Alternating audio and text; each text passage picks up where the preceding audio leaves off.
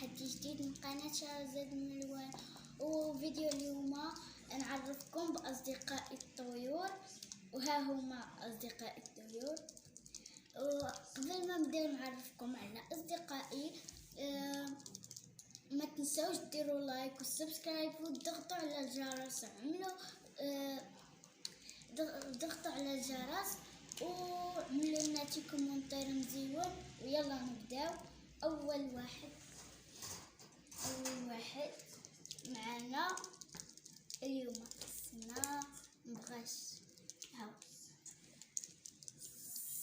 هاو اول واحد معنا هو معشوق طار.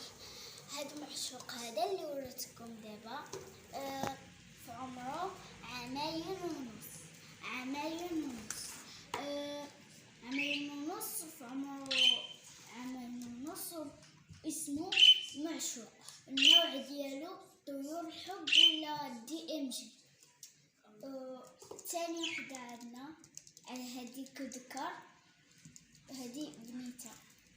هذه اسمها ليالي. هيا تشوفوها ليالي، وفي عمرها عامين.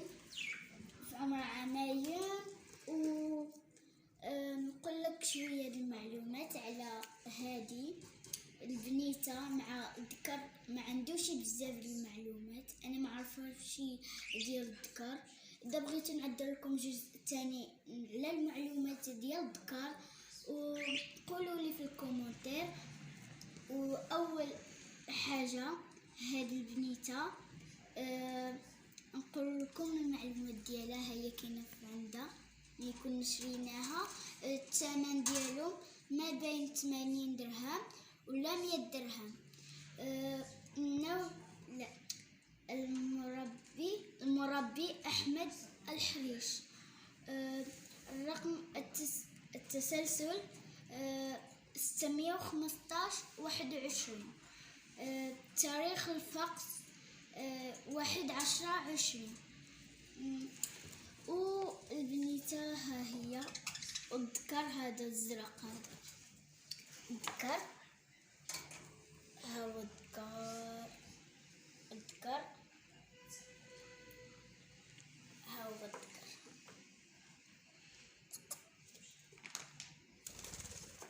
الذكر والبنيته ها هي.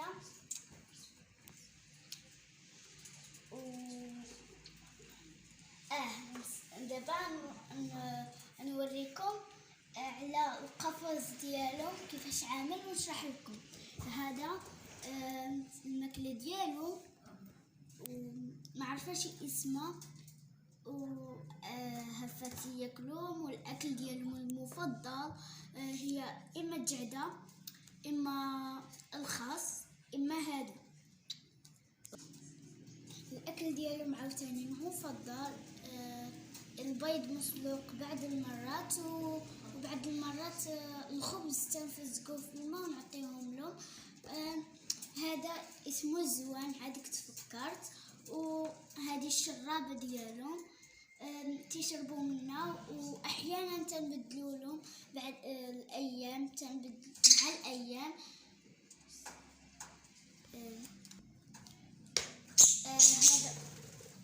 هذا خصنا نغيروه لهم يوميا، حيت اذا ما غيرناهمش يمكن الماء ما يعجبهمش ويضرهم كرشهم وما نعرف يموتوا ولا ما نعرف.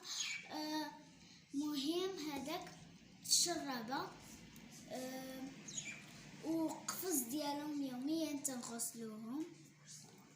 وهذا حتى هو تنكبوه النفطو اللي مقشر حيت يقشروه ياكلوه بحال الزريعه. وتخليو القشور هفه.